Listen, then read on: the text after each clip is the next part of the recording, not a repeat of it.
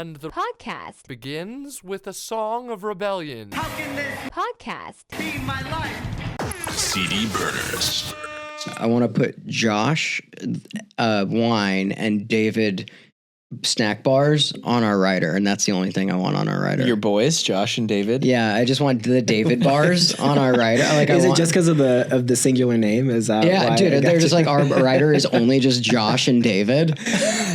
What's actually great is that both of those are great. Like Josh wine is, Yeah, I it's like it, pretty good. and David protein bars are actually pretty clean. I haven't had any of them, but like I was just like, damn, dude, I gotta get the David on the bar on the rider.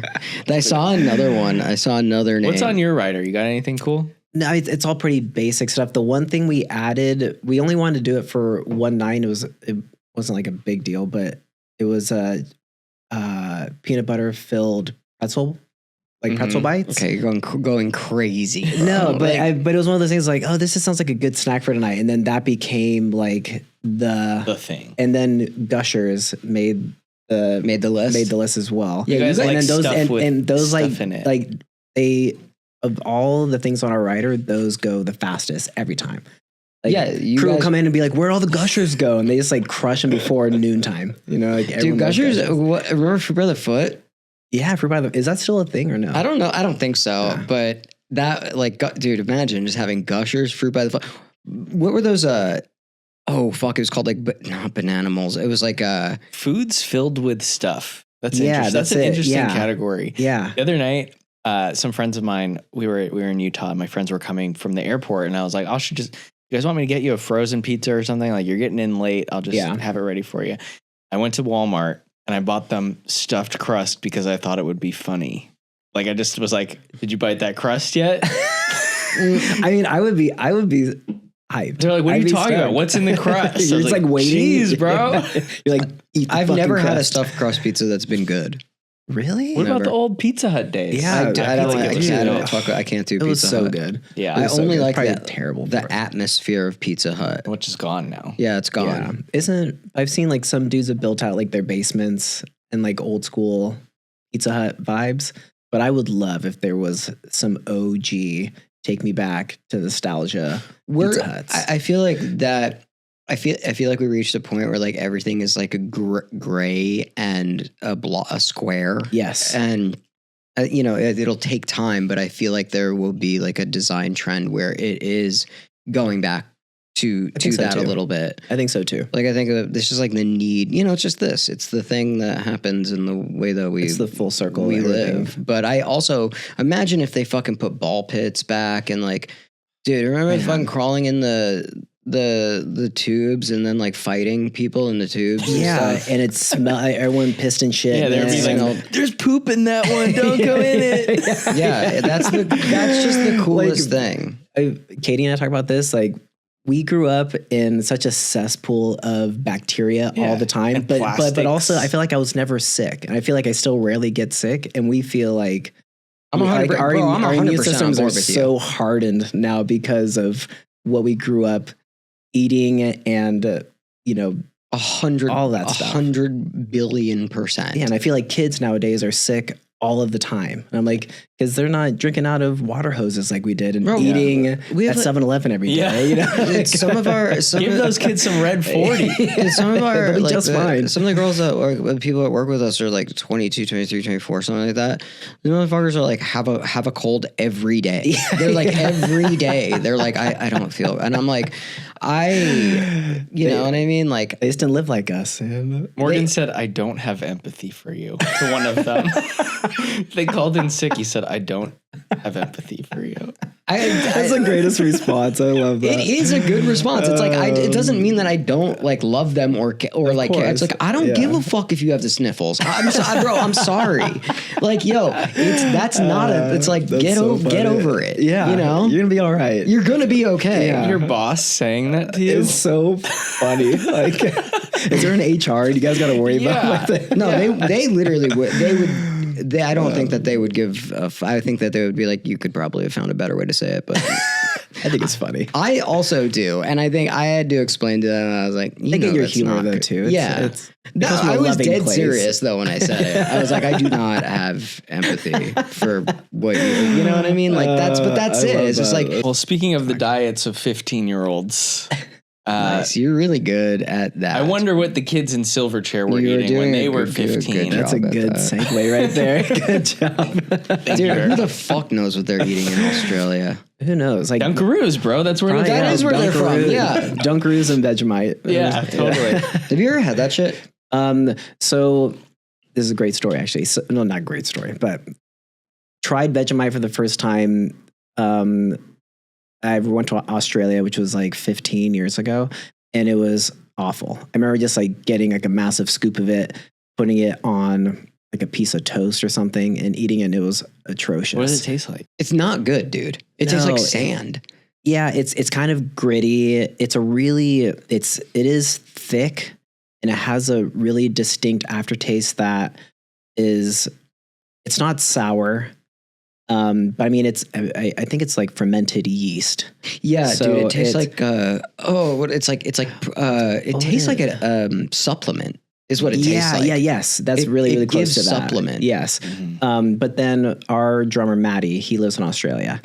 And he, a few years back, was like, let me make you a proper toast with Vegemite on it and let me know what you think. And where I fucked up when I first had it was having like a massive glob of it.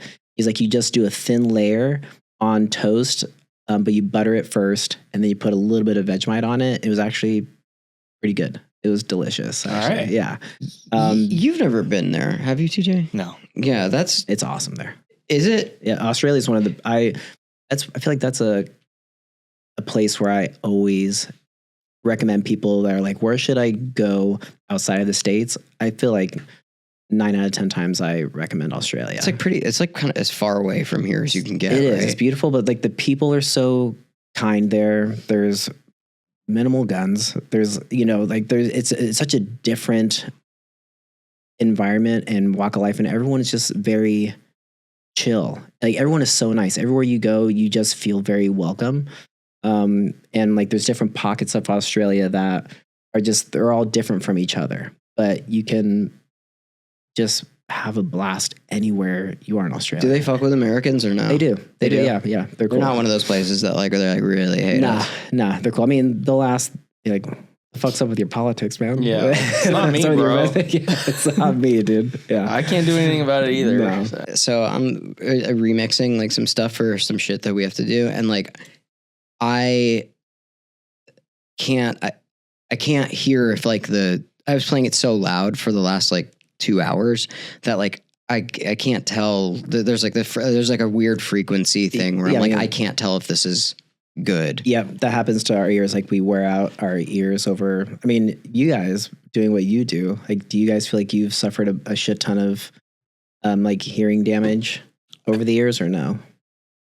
Yes and no. I mean, I feel like I've been decent about wearing ear protection. I would say maybe 55% of the time, which I feel like is which is better so than, good. Yeah. I mean, yeah, Yeah, I feel like I don't- I'm bad at it at shows. I'm bad at it too. Yeah, I need it. Like it takes me out of it. Unfortunately, it does. It which does. sucks. And like They had these people come to our office at the Insomniac office and like make custom earplugs. Oh, awesome. And They came in and did the molds and the everything. molds and everything. Yeah.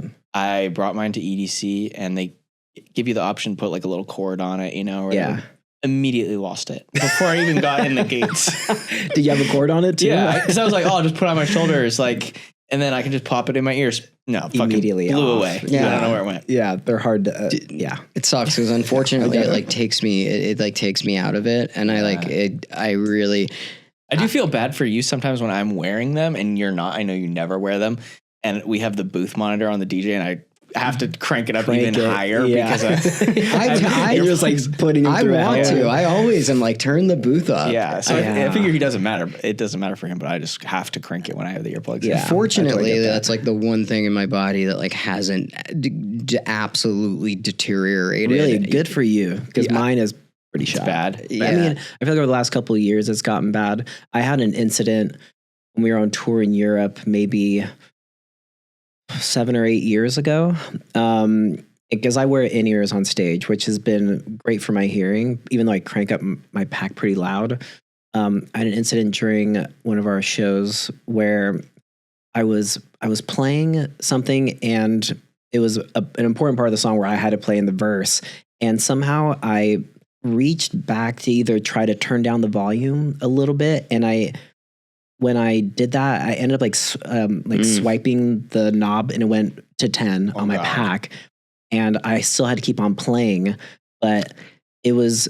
And you couldn't turn it down because you were in the part. Playing, yeah. And I don't even know how to describe the feeling of whatever level of decibels that went to. And it wasn't until I got off stage and I took my ears out. In that moment, I was like, I did something. I fucked something up. Yeah, you can tell. Yeah, you can and you can't reverse it either. No, that's it. That's a scary thing. Well, they're doing. Dude, I don't know, dude. They're doing some stem cell shit. Maybe they're doing some my mom has been having some hearing stuff, and they've been, because they do the thing where it's a deaf person hears for the first time, type shit. They have it, but I just don't know at what level they're gonna be all right, we're gonna fucking actually do this, and it's also your commitment to it. That's true too. You know, so I think it can be helped a little bit, but I don't know. I'm fortunately. It's just I need to take breaks, and I've been mixing stuff at a little bit lower levels, and I've been mixing on my computer, just the laptop. Okay. Instead of blasting in headphones. Way better for your hearing. Dude, laptop is it is just the ultimate hack to mixing, at least the shit that we do. Yeah. All right. 20 minutes into the episode, I got to introduce our guest. Oh yeah, shit. Are we recording? Yeah. Guys, please welcome Nick Martin from Sleeping with Sirens. Thanks for having me, guys. Thanks for being here. Hell yeah. You picked the album Frogstomp by Silverchair. I did. Which I had never heard of or listened to before. Awesome. But when you picked it, Morgan was like, "Oh hell yeah!" I saw you never email, and I did see an email from Morgan. I was email. Whoa. You're just not on my emails. We got the rare Morgan email, and he was excited about the album that you picked. So. I like that. I really loved this album growing up. It was awesome. Well, how old are you? 41 or something. Okay, cool. We're in the same bracket. Yeah, same thing. And it was, what were you? So you were we were 9 or 10 or something. I was at that time, I think I did the calculation that I was 12 years old when the record came out in the States. Yeah, you're perfect for alternative stuff, for Nirvana in pajamas, as they called them. Yeah, they kind of are. I think it was hard for me to pick a record because I specifically wanted to do something from 1994 or 1995. And a majority of the 94 records, I think you guys have already done. Green Day Dookie was a big one. We've never done a Nirvana album. Shit, can we do a mashup? Because I could go crazy. We didn't do any research on it, but I would love to. Honestly. Dude, my favorite joke with only myself right now. So I've been getting really into vintage t-shirts and awesome. Reselling and all that kind of stuff. Yeah. And I follow a bunch of resellers, and they always post these grailed ass Nirvana shirts. Yeah. But the shit has been licensed to death. You can't really wear it. People will just be like, that's a Target shirt. Yes. So I love to go and comment and be like, I don't need number 5. I got it at Target. I pop into a whatnot and I'm like, no, I got that at Urban Outfitters for $50. Dude, you probably piss off the whole community. Yeah, it's going for $1,500, $2,000. I saw one today that some dude was wearing in the video, and he was like, yeah, this one's, I estimate it to be 35,000. Yes, I saw that video. So if you see that video, you'll see my comment where I say I got it at Urban. I bet you pissed off. Wait. Can you 35,000? Yeah, it's a super supposedly rare it's one. the grail of all Nirvana shirts. What is it? It's a blue long sleeve.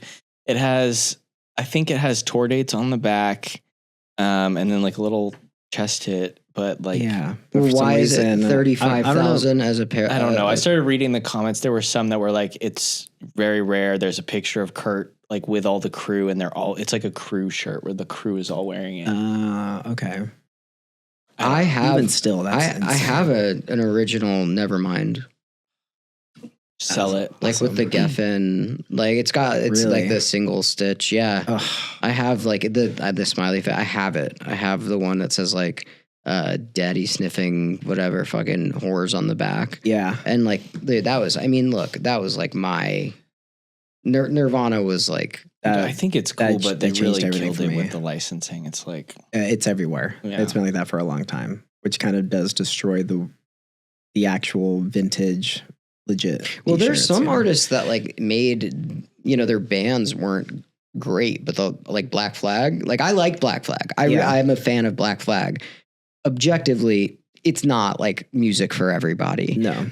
But their branding is like they sold. It's like fucking. That is like if you are a A-list artist and or an A-list like celebrity, and you're like, I'm gonna be cool. I'm gonna wear a Black Flag shirt. You don't find a Black Flag shirt in Walmart. Is the thing. Yes, you can find Nirvana shirts. I sent you a Walmart one. I was like, hey, they have your shirt. Yeah, I found it. $20. Yeah. No, dude, it's like I got it because I really was like, damn, this is.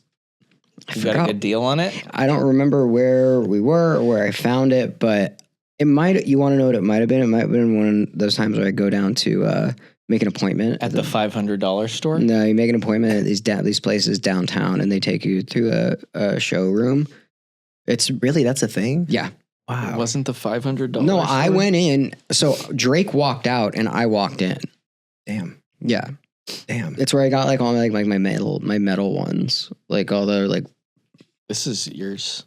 Yeah, he was saying that when we were walking up. Didn't you sell it? I like it. I have it listed right now. If anybody wants to buy it, I'm wearing it until it gets sold. It's good. It's a good shirt. It looks good on you, dude. Too. Yeah, the neck fit like weird on me. I didn't like it. Anyway, dude, we're talking about Frogstomp. So I think look, this was like this was an important one for me, because it was one of the first CDs I remember like really opening and looking at and being like, this art is sick.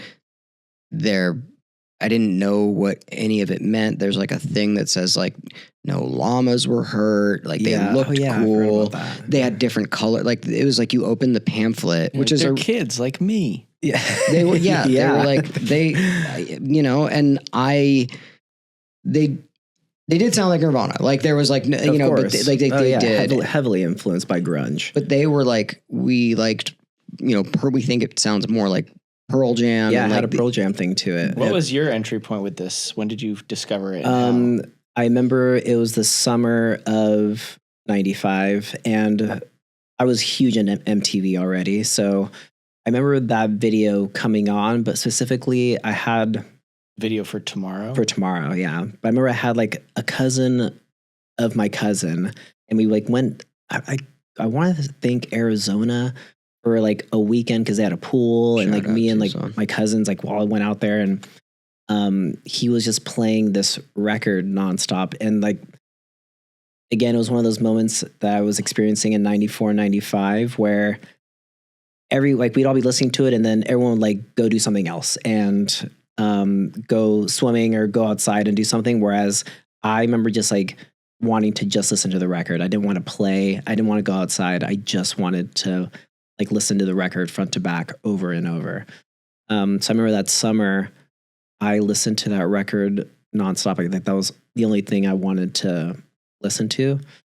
So that was like the formative years for you, like finding music was like your thing. 94, 95 was like, I feel like there's so many artists who will say like this like totally shaped like who I am today, but I quite literally can say that unequivocally, like those like 94, 95 and this record, like there's no way I would be doing what I am today if it wasn't for like those 2 years. Like completely like put on blinders for me of like wanting to do anything else. Like I feel really fortunate that I got to experience that like as a kid of like, this is, I didn't even know it was my passion at the time, but looking back on it, like that was it. Like it was just that world. How quickly did you pick up an instrument after, you know, that summer when you're like, I love this. What's crazy is it was like that was like the first time I picked up a guitar was in 94 and 95. I remember learning Pure Massacre. That's it, dude. That's the one. Yeah. It's like, because that's exactly what happened for me. Yeah. Because I was like, we can play that song. Yeah. I was like, okay, I can do like the 2 strings and like kind of strum my way through it. I think what I like about the record that I gravitated towards it so much at that time was it was kind of sloppy. I mean, they recorded the record in 9 days, I read. It's not to a click track. You can hear guitar flubs, and the rhythm section is kind of back and forth, but it's like what made the record so cool.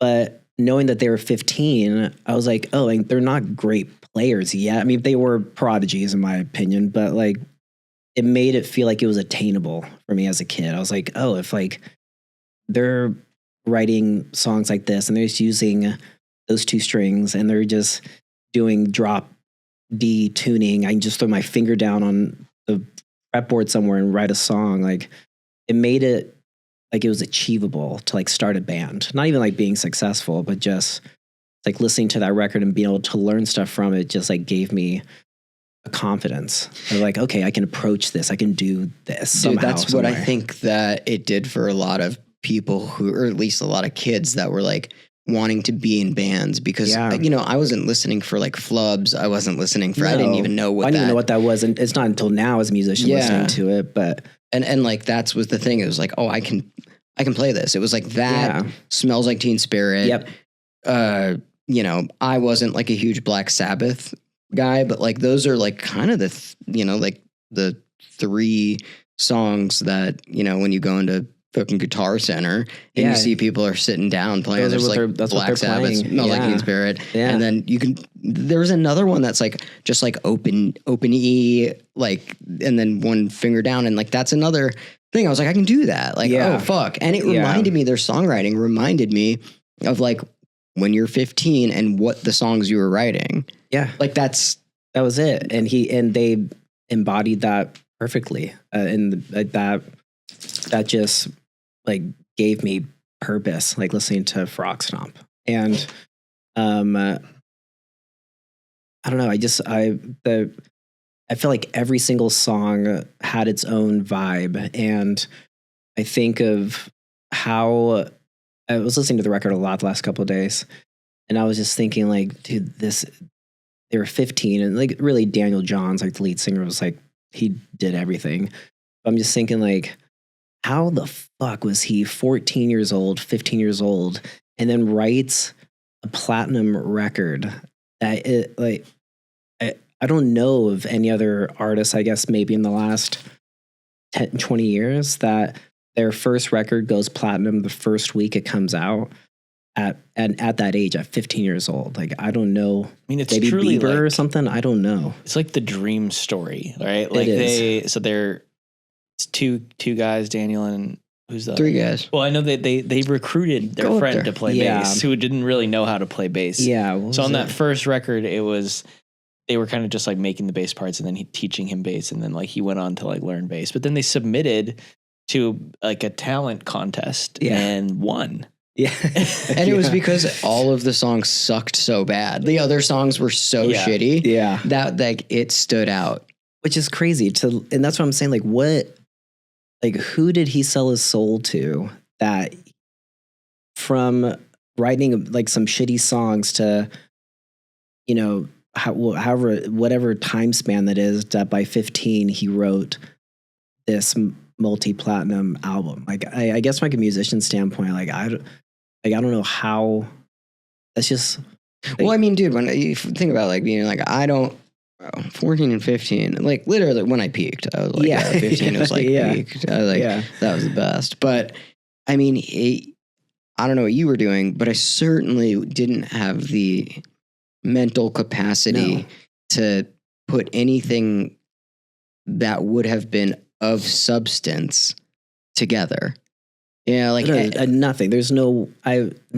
You not know, even like, a and microcosm of that. Like not even. And that was fucking sick to me. And I was listening to a deep dive on the album today, and I guess one of the judges of that talent contest heard the original demo, and like the people SBA or whatever the broadcast association that was hosting the contest, they didn't really want to pick this band to win. Really? And so this guy who was judging it like took it upon himself to work with the band to like reproduce the album or reproduce the song. So then it would get picked to win.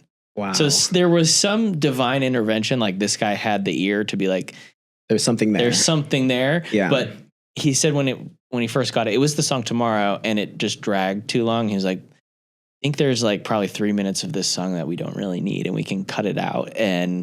But I don't have the skills to do it. So he brought in a producer to help them even win the talent contest. Okay, so there's election fraud. Yeah.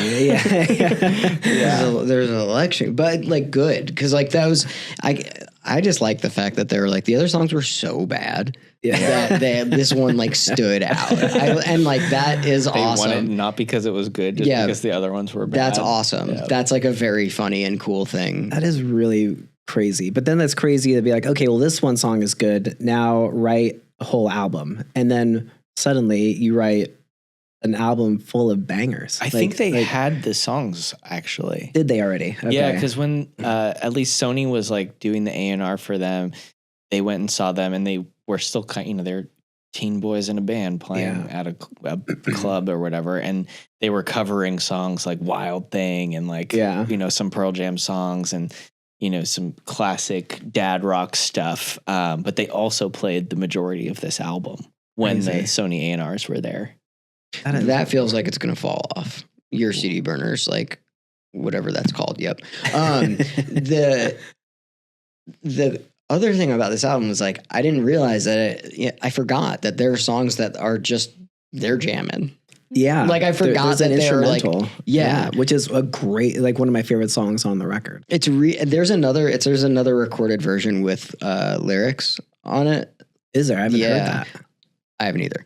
But it's just, I just know that exists. And I was like, I think what to me was very, very interesting about, and what really I gravitated towards this album was the design of it. I really, really liked. Like the cover art? Well, if you open up the inside and you open up like the thing, it's the same picture, but it's just like different colors of the frog. Yeah. And it was like, it felt like a Andy Warhol-ish, but it was like, wasn't like blocked out. It was just like that image, open it up, that image, them, like a cool fucking picture of them, which like. Very Warhol for sure. That's a good way of putting it. They're cool and they're cool looking, but it was like a design moment for me in life where I was like, damn, this is laid out cool. And like, it didn't feel like busy like the rest of the album art that I was seeing during that time. True. So that was like the first thing that I was like, that's cool. It's striking. It's a defining image to for this sure. day. Yeah. It's like so difficult because like art, especially on social media, it's like those colors that they picked and the palette that they chose to use for that is, I don't know. I think a lot of people, or at least little kids that were like flipping through it, probably inspired them to do some sort of art in some way, shape, or form, because it was like simple and good and striking. And I remember flipping through that motherfucker all the time. Yeah. Like that was I thought it was like, I wanted to like hang it. It was the first time I think I looked at like art. I thought of something that like is music as art as well. Yeah. I think that's like the genius of Daniel Johns, because I think he's just he's an eccentric dude, very artsy. I feel like all their other records after this too had really cool like artistic direction to it. So I feel like he's just like this, just has a crazy brain, like just so creative. They went like, dude, I also like, bro, like I can't imagine like 15 and that's just like you're accelerated from there, but you're doing grunge. You're not doing like dance pop. You're not doing that thing where it's like, you're kind of, you're looking towards that lifestyle. Like that's the thing. This was like a different style of getting famous very quickly. And then like completely no childhood. That is like, they went to school. Awesome. But like, dude, you have a number one album in Australia. Yeah. And there's got to be like 2,500 people in Australia. Like you're so popular, it's like you're so popular. I guess the headmaster at their school was super supportive and would like set up shows for them at school, like that's really cool, at lunch and stuff, and give them opportunities to perform.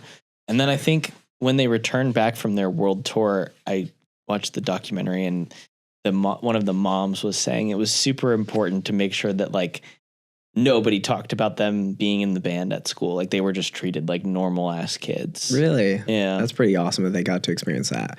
I had recently heard that I don't know if you've done much research on Daniel Johns himself, or like where he's at today, but he's lived a really erratic, crazy life, but he's also been extremely private. So when he does do like any sort of appearances, it's a big deal.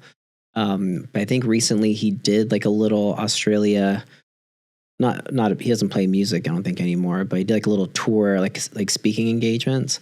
I guess it was really difficult for him. And he was sharing stories actually that he was bullied even more so after Silverchair got popular.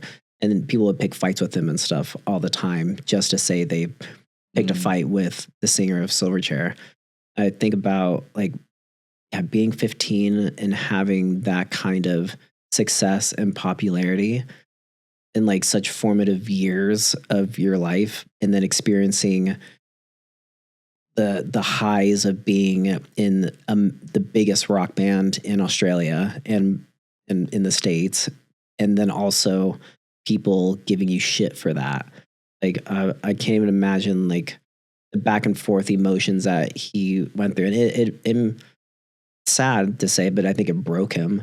He suffered from, I think, bulimia afterwards, and like he couldn't put a guitar around his shoulders at one point because his bones had gotten so brittle from being malnourished. And I'm just thinking like, man, like the stress that came upon him after putting out a record like this at 15, that you could have never guessed. Remember breaking up with a fucking girl when you're 15? It is the end of the world. Yeah, it's the end of the world. It's the end of the world. Yeah. That is the end of the world. Yeah. And then to add all of like those like really, really like the whole world being like, they like you, but then you have those select few people that are like, yeah, you're just like Nirvana, you're Nirvana, which they just look, to be fair, he kind of looked, he had the Kurt thing. So it was he did, easy to be like, look at these, they're three piece.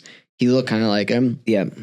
Without, opening or listening to both of their discographies, it's really easy to just be like that. And it was like the beginning of like, I don't know, not the beginning, but it was like a very like telltale sign of like where we are at right now. Yeah, absolutely. Like no one's equipped for that, especially at 15. Like I can't even imagine his journey as a person. And then he was, in the spotlight even more because he was with Natalie Imbruglia at some point when she was at her height. Natalie like, Imbruglia? Yeah, let's go. Yeah, yeah, he scored, dude. Yeah, that rocks. Dude, awesome. Natalie Imbruglia is awesome. Yeah, she's the best. I really like Natalie Imbruglia. Yeah, she's the shit. We should do that for CD burners at some point. Dude, we just got a submission to do Alanis Morissette. Really? Mm-hmm. Big Alanis fan. Can't wait for that. Huge. That'll be fun. That one's really, really cool. Anyway, back to this dude. Yes. And their band. I watched interviews with them when they were like, dude, I'm so fucking happy that there was no interviews of me when I was 15. Right? Like, and also glad that doesn't exist. Bro, they got interviewed by the worst people. Like the interviewers were like painful to listen to. Just shit. And imagine having to like, it's not that they were being mean. They're just bad interviewers. Yeah. And that's what's recorded. Like those are the things that are recorded. And to go back and have to like listen to, I was cringing for like both parties. Yeah. You know what I mean? And feeling the cringe. He was doing okay, but it was like, I think that they didn't want to be, they said they rejected a lot of like what are like Tiger Beat type shit because they did get like submitted and they wanted to interview and they were like, we didn't want to do any of that stuff.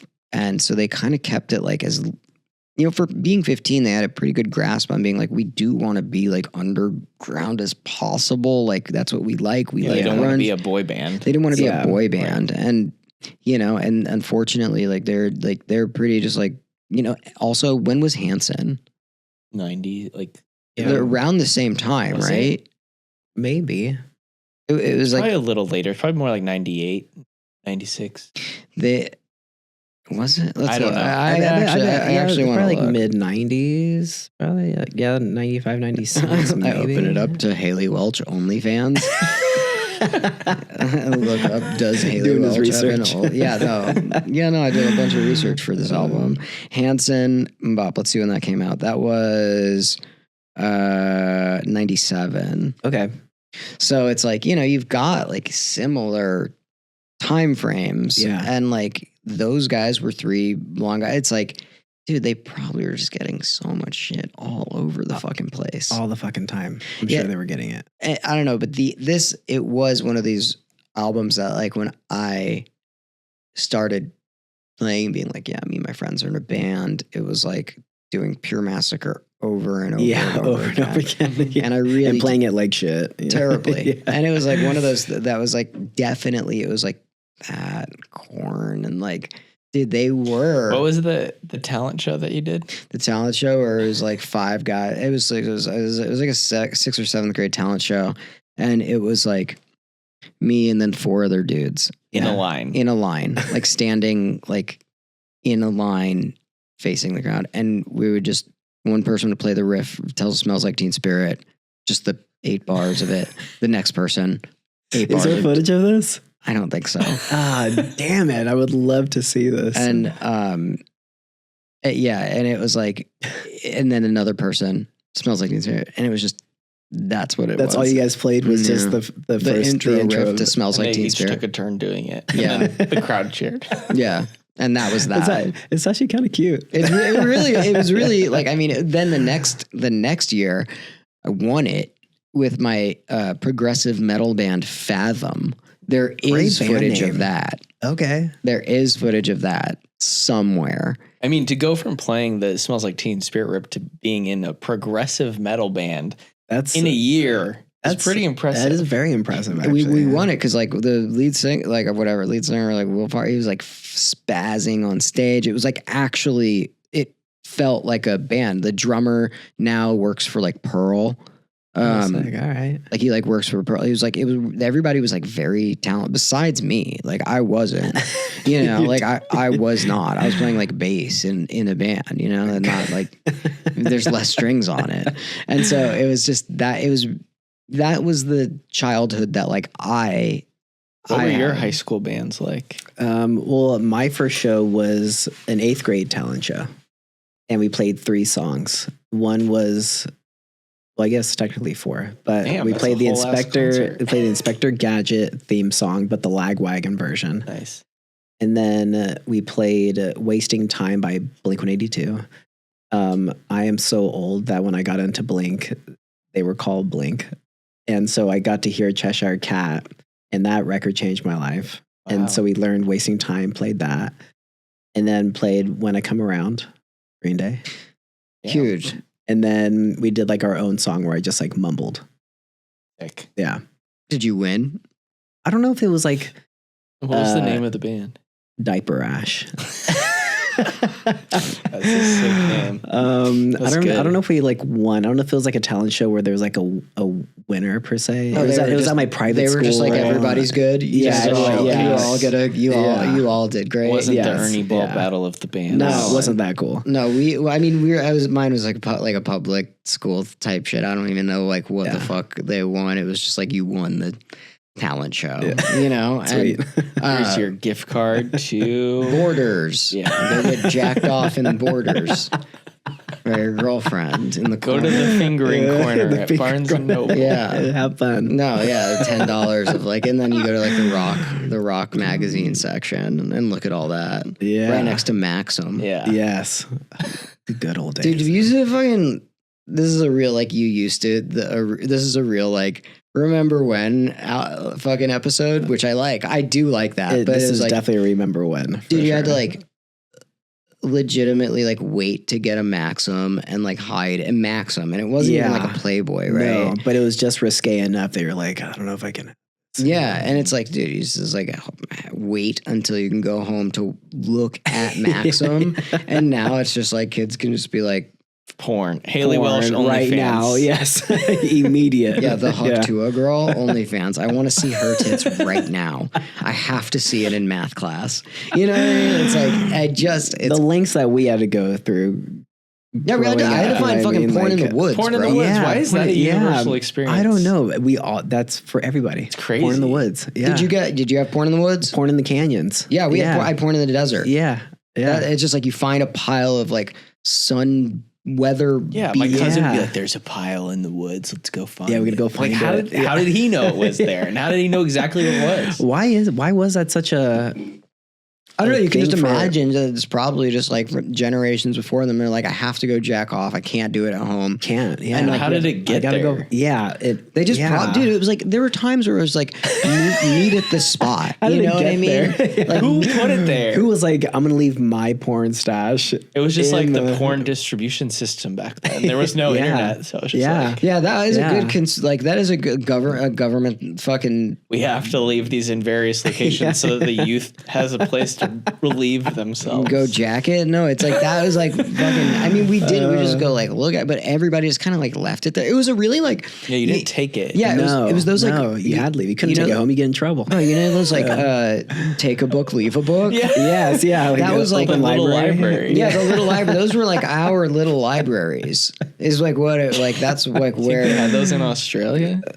Dude, I don't know what I'll the ask fuck. Maddie. I don't know what the fuck they had in Australia, bro. I don't know anything. I know nothing about Australia. I couldn't know less about Australia. Really? All I know is that like allegedly they've got like big spiders and stuff. Huge. Yeah. Yeah. Did you see any when you were there? I have seen some big spiders. And that koalas are like real cocksuckers. They look cute, but they're like I've held a koala. And yeah, they have to, when you go to the sanctuaries, you can take a photo with them, but you can only hold them for all of about not even 5 seconds. And then they have to grab the koala, turn him away from everybody to like calm him, and then give it to somebody else. But then they have to switch the koalas out like every like fifth person because the koalas get agitated. yeah, they're like real dickheads. They don't That's like a it. universal band guy photo. Like, Yeah, everyone's been to the everybody koala in a band has a sanctuaries. picture holding a koala. Yeah, or feeding kangaroos. Dude, Yeah. they also koalas make the craziest sound What is it? when they're Do like it. Yeah, do it, make when- it. I can't make Come it on, when do they're it. like mating. When Is it high pitched? Do it yourself. Is it, I don't- is it I- Do low an there- impression. I can't do it, dude. Here, hold on. Morgan's koala impression. No, koala This is a good clip. made. There's one other thing What is for it? this.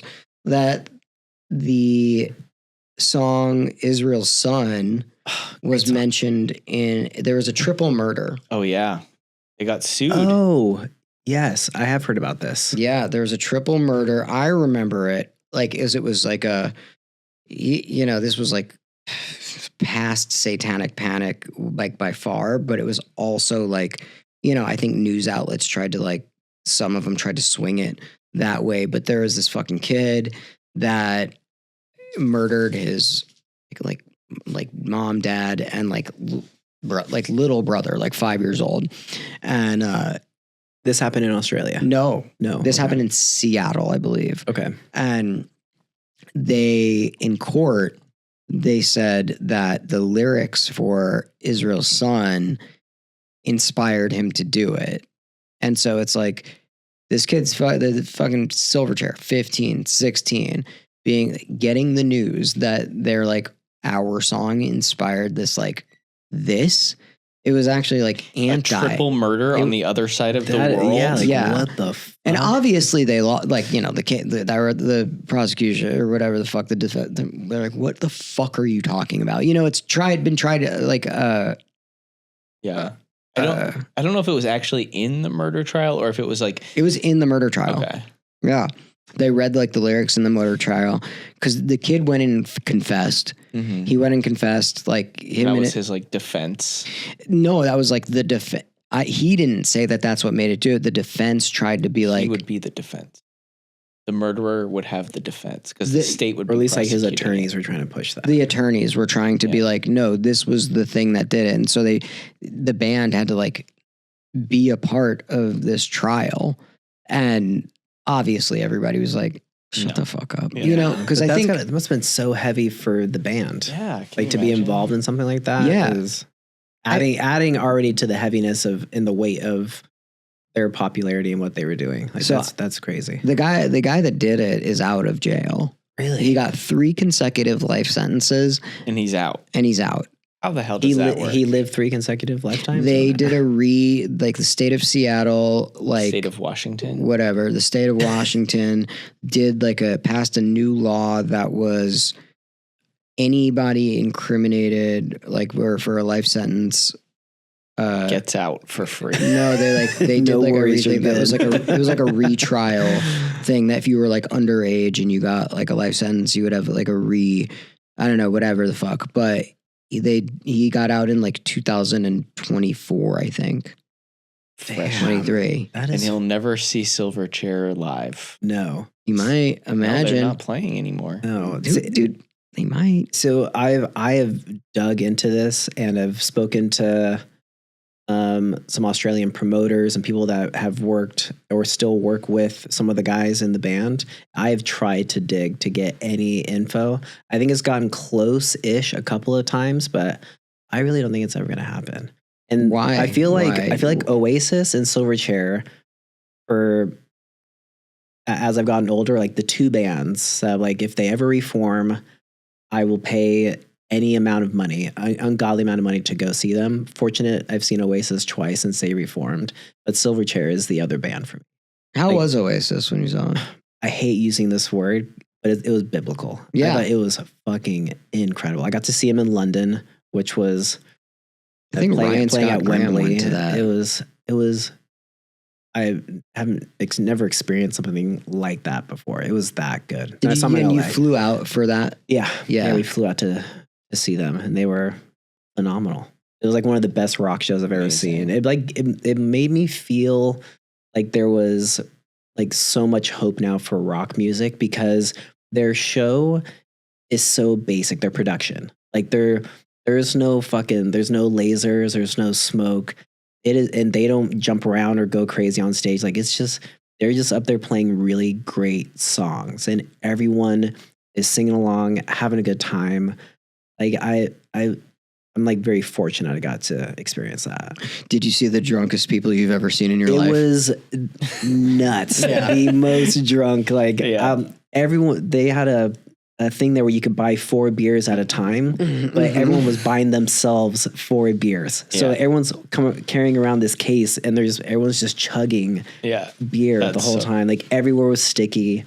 But everyone just like got along. It was so much fun. Love it. But Silverchair is the other band. If like they ever reformed, I would spend stupid amounts of money to go see them. And just to put this in perspective for listeners like myself who have never heard of them or listened to them, they're so massive. Like they've won the most ARIAs, which are like Australian Grammys, like bigger than AC/DC, like more than any other artist in Australia. They've won the most ARIAs. Yeah, and they're the first Australian band to go platinum their first week of putting out a record in Australia, which is crazy because I feel like there's been massive artists out of Australia before them, but for them to do that on their debut record at 15 years old is some crazy wild ass shit. Yeah, and I like that they like Before them, it was Herman's Hermits.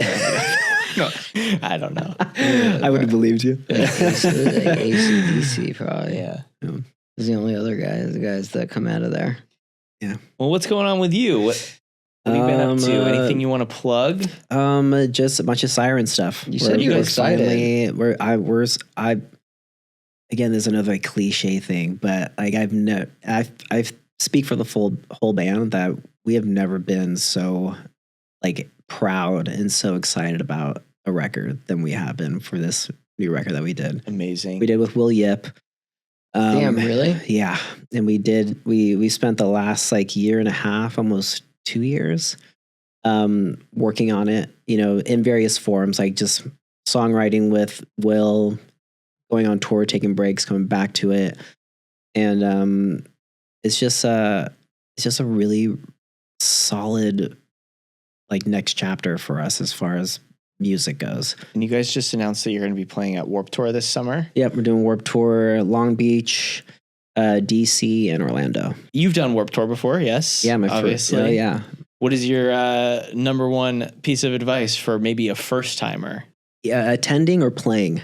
Both. There's a lot of young bands on the lineup this year. I mean, this has probably always been said, stay hydrated. Like, of all the years I've done Warped Tour, the one thing that I've seen at every Warped Tour every year is just people passing out left and right from not staying hydrated. Don't chug energy drinks all day. Do you just have any a couple. crazy Warped Tour experiences? Any stories that you want to tell on the pod? Absolutely. The first Warped Tour I ever played was in 2003. And then the first full-fledged tour I ever did of Warped Tour was 2004. The first time I met Fletcher from Pennywise, he handed me a knife and told me to chop off his hand. What did you do? I said no, and he said, I thought you were punk as fuck, bro. I guess you're not. Damn, dude. That's crazy. I feel like the barbecues were just like I hope that someday someone writes a book of the after show barbecues at Warped Tour. They were just chaos and mayhem, but just like so much fun. And it was an era before cell phones and like Instagram and all that stuff were so people, and it wasn't that you were doing sketchy shit that you didn't want that to have photos or videos taken of that. It was just like no one was on phones and everyone was just like having a great time with each other and just listening to music. I love Warped Tour. And Warped Tour was like that summer in 2004 changed. I feel like it was a summer where I turned from a boy into a man. I had to build a stage every single day and open it up every single day. You did? Yeah. And what stage was that? Smart Punk. That was the first year Smart Punk had done a stage. And it was done with pallets. So we had to build it pallet by pallet and level a stage and build a truss every single day.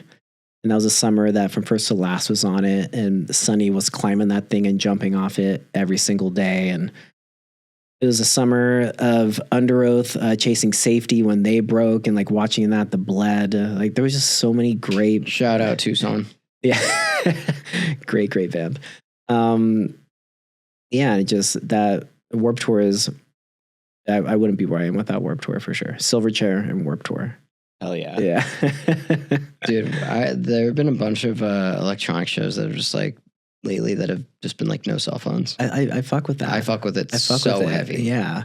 I get that it's hard. And I admit that it would be hard for me not to have my phone. But being in the moment for something like that is. Dude, the last like 3 or 4 shows I've been to, I'm taking out my phone one time. Good for you. I've taken out, and it's like one of those things, like we got to do it a couple times.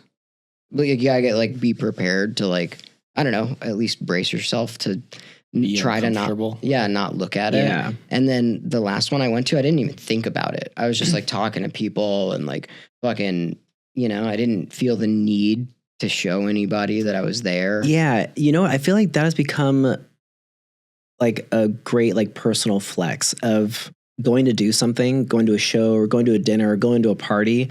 And then the next day going I never took a single photo or a video. Yeah. Which I think is awesome. I think it's awesome to be able to say all I have is just the memory of that now. I was in the moment. I didn't need my phone to capture anything. I wanted to just experience it for what it was without having to have my phone out the whole time trying to document it. I went to this house on Saturday that has a very it's got a very doxing landmark, whatever the people fuck. would know what house it is. Yeah, because I it's gotcha. the old And hype house. Yeah, and but it was a very thing, and we walked there, you want to see outside, and I didn't even touch my phone. They're you might be the only person that has walked out here and not immediately taken their phone out. That's awesome though. Yeah, I didn't even think about it. It was not one of the things that I wanted to do. That's inspiring. I want to continue to do shit like that. take it in on your own. Yeah, and just not on take your it in, phone. man. Yeah, you just have fun and be cool with your friends. And that's like and not have to worry about flexing on Instagram stories later about it. You know? Yeah. I think that's like I don't know. I just stopped doing it and it became much easier. Yeah. But on the other hand, now I like just don't want to look at it ever. Yeah. Well, now like opening my phone feels like I'm entering a doomsday every single day. And like my emotional and like nervous system like can't take it. I can only do like so much until I feel completely zapped and I feel like it's the end of the world. It sucks. You know? It's hard. Yeah. Yeah, I did the best way that I learned how to like kind of not do it was went on like a vacation and there was like 2 days where I just was like, fuck it, I'm leaving my phone in the hotel room. And I did that for 2 days. That's a hard move, dude. It was awesome, but it was also hard for me to like get around because I'm like bad at directions. I know. And you're in a place where you don't know where you are. Yeah, I love was the like, Maps app, dude. but that's the like I need maps and notes. You know what I mean? Yeah. Maps and notes is like really like those are my two most used apps. Yeah. And whatever. And it but the third day it was just like I didn't feel like the need to like take it out as much. Yeah, you like had that separation from it. Yeah. You're like, okay, I'm good. So I don't know anybody that's like I had this conversation with my neighbor and he was like, I'm gonna do that. I'm gonna go on vacation. I'm not gonna leave. I'm gonna do it because I was like, it's like it makes it easier. We just gotta like separate ourselves a little bit from it. It's important. It's super important. Yeah. I don't need to know everything that's fucking going on. No, none of us do. I feel like that's been an issue with social media and like the social complex as a whole. Bro, I didn't Like, know Haley Welch even had. I didn't know she had a thing. Like, you know. Do you guys have a release date for the new record? We do. We actually just solidified it right before I came over here. Oh, you haven't posted it yet or anything? Oh no, Okay. I can't say anything yet. All right. Well, this comes out in like 4 weeks. But Or in 4 weeks. you don't have to. Okay, say no. anything. So actually, our first single will be out. Okay. Yeah. Sick. Yes. That's An ending of itself. It's the title track of the record, and very, very excited for it to be out. Oh Yeah. So hopefully we're playing at Warped Tour and all the festivals coming up. So, and then obviously the record comes out soonish after. So yeah, I'm exciting. hyped. I'm so excited, man. I feel like we've just been working on this for so long now, and we literally poured sweat and tears into it. No blood, but sweat and tears. So it has a very, very special place in our hearts. And the first song that we're releasing is the first song that we wrote with Will Yip on day one going in the studio. And that morning before we went in the studio was when I found out that my grandfather had passed. So there's just a very, there's some crazy deep connections to all the songs on this record, that the universe did some shit when we were doing this record, that we were in certain moments and certain things happened that we'd be writing these songs that just like give it so really, really special meaning. And the dates that we're dropping other songs and when the record's coming out all fall on like really weird days and birthdays for certain people. Wow. And like which we didn't plan. Like it's just it's crazy how this record is shaped and like how it's gonna be getting released. We're very stoked. I feel like you can feel it. Like you guys are in a great spot. Yeah, it does feel really, really good. Cool next level for you all. Yeah. And like the festivals that we're getting to play and some of the things we're getting offered to do are.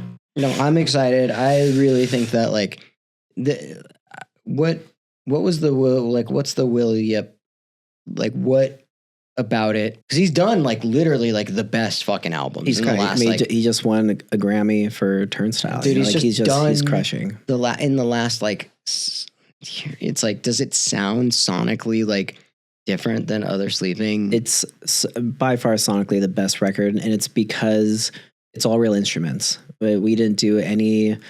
There's no like digital guitars. There's no digital drums. That's cool. Like we tracked everything, and everything was.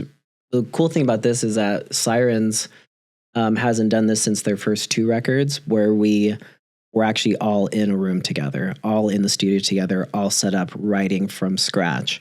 Over the last couple records, it's just, a few of us will write some riffs, send it digitally to the other person to work on, go in the studio, someone will track their shit later from home, whatever. But all of this was done like in a studio, real amps. Like Will Yip has the most incredible instrument collection, amp collection. It's just bonkers the stuff he has. So you guys mostly were in Pennsylvania for this? Philadelphia. Yeah, it's a very raw record, but it sounds incredible. And Callan's at the top of his game somehow, some way. Like his voice just gets stronger and better as he's getting older. Wow. And he delivers on this record. He just sounds phenomenal. Love Fucking it. phenomenal. So yeah, dude, I'm very excited. The way you're talking about it is it's not even me trying to overhype it. Because I'm sure people will listen to it and be like, "This is alright." Yeah, but like it genuinely is just. We're just so proud of it, because I feel like it's because we spent so much, not even time on it, but so much energy, and we just didn't settle for things, and we're very much like what will make us happy, like what does our record sound like, and like that's not settle on a song. If we're not digging it, then we move on to something else. And I'm a big believer that you got to follow like what is authentic to you and what 100%, yeah, what feels right, what's going to make you happy. And like, it's pretty crazy. Like how once you start doing that and like living in alignment with that, dude, it changes how much everything else just lines up and falls into place. 100%. And it just felt very nostalgic, just writing together in a room. And like, that's how we all started our bands, was in a garage in somebody's room doing that. And it is that feeling. Yeah. And just working with Will he's just such a badass. He's just such a genius, the way he thinks and the way he can kind of take control of everything going on, but still give everybody a voice. He's just a well-rounded musician. Like he comes from the hardcore scene, but like he's currently recording the new Bouncing Souls record, and he's doing the Menzingers and Turnstile, and done like Code Orange. Like he's so well-rounded in everything. He's able to hear something and be able to say like, that's great, let's work on that, and be able to hear something else and go, we can do better than that. So yeah, just ready to get this fucking record out. It's awesome that you did it with him. He's done some of my favorite albums of all time. Oh, he's great. He's so great. Well, Nick, thank you for coming on the show. Thank you guys. I appreciate it. I know it was a far trek, but yeah, so far, man. The treachery to get back home. Dude, this rocks. You rock. Yeah, you guys rock. This is a big shout out to you guys. Like what you guys do is amazing. I echo tons of people within our scene and outside of our scene that are just huge fans of what you guys do. But you guys have been champions for this scene, and you guys are so consistent with what you do, and I'm a massive fan of you guys, and thanks, man. Love being a part of anything that you guys are doing. Dude, the cool thing about like this whole thing is like everybody feels we're just like, yeah, we're kind of what you said with like the new album. Yeah. Where it's like kind of on the shit together, and it feels like that much more lately. Which is what we should be going for. Absolutely. Yeah. And just having fun. It doesn't have to be that serious. And that was a big thing for us as we continue to do this. Like, why did we start this in the first place? Because we have fun doing it. Like, you start muddling and meddling with it and making it something that's not fun, it fucking sucks. Yeah. So when you get back to a point where you're like just having fun, it creates a path, like you said, of just this is how it should be. Everything like gets aligned, and it's fucking awesome. Hell yeah. All right. Thank you. Thank you guys.